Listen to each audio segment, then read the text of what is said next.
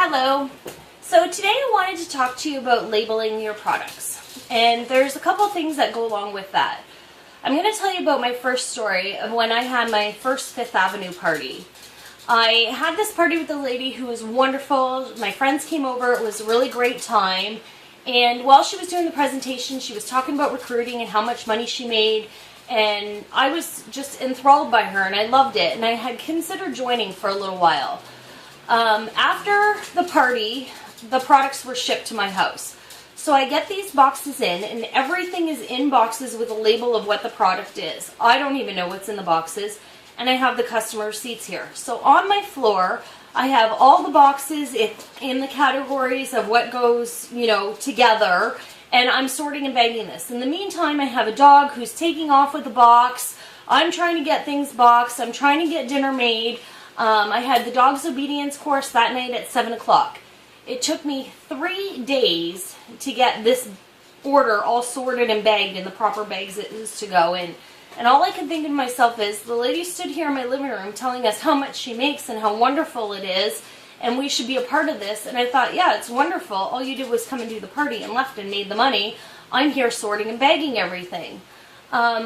And that's one way of doing things. If that's how you want to run your business, that's fine. There's absolutely nothing wrong with it. You can just do a party and have everything shipped to the hostess. It does make your life completely way easier. But from the hostess's perspective, it's a little bit harder because now they have to sort through everything. So with our business, because everything is a replenishable item, often they will run out of the product, and you will do your follow-ups, and that's how you know what they need again later on. But who's to say they're actually keeping those products? I know most of the time there's somebody at a party who says, oh, my dad would love this, or my mom would love this. And I'll say, oh, why don't you add it on there for him, grab it. So, for example, a girl come up to me and she says, my dad just loves chicken dumpling soup. I'm going to order him one of those. So the chicken dumpling soup's now off to her father. 2 weeks later, he makes it. He thinks it's wonderful. He would probably order more, but he doesn't have my contact information. And by the time he thinks of it again, his daughter's not there. 2 weeks have gone by. It's now totally forgotten about. So you contact the daughter and say, how was everything? Did you get your order? Did you like it? Yada, yada, yada.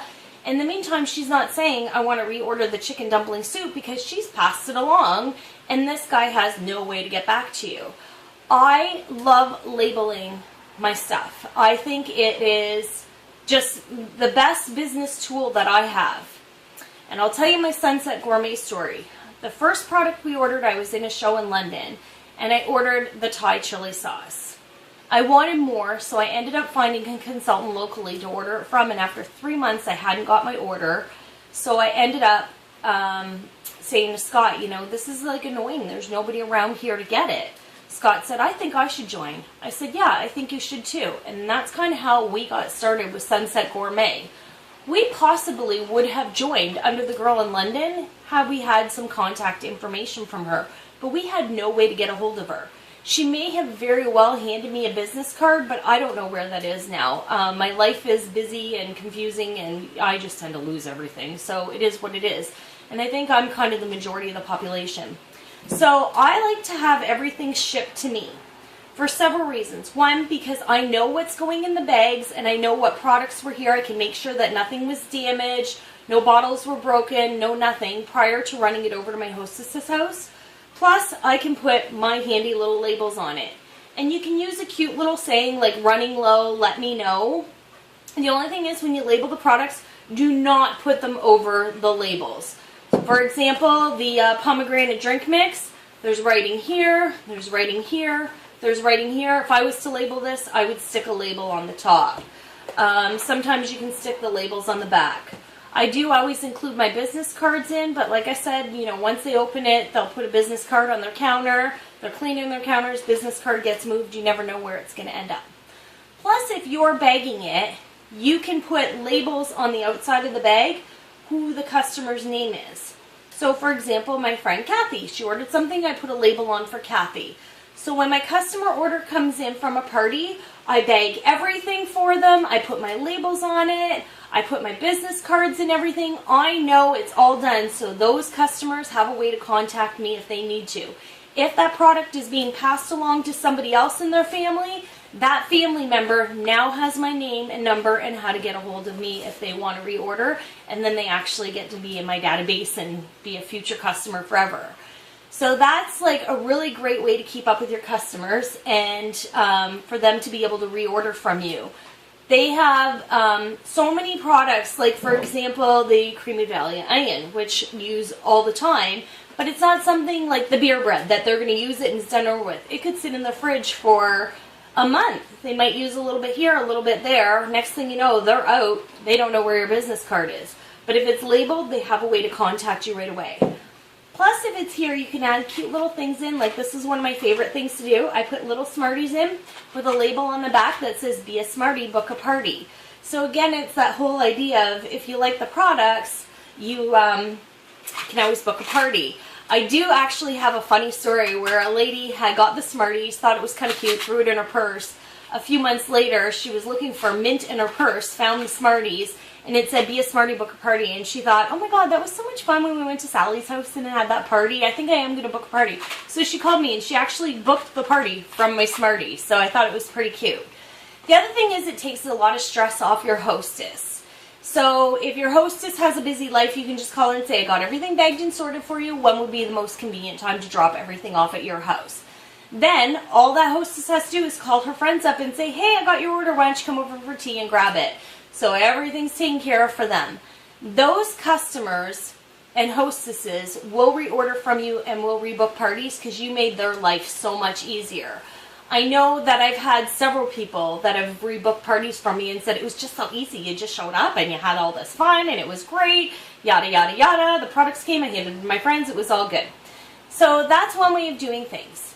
I had a lady from Epicure once say to me that I was a control freak because I needed to control everything because I had it shipped here.